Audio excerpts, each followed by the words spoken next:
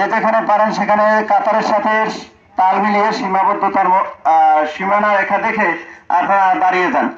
জানাজা এরপরে আর কোনো জানাজা নেই, এই মাইয়াতের এখানে শেষ জানাজা। আপনারা আশেপাশে জানাজা নমস্কার হইতেছে।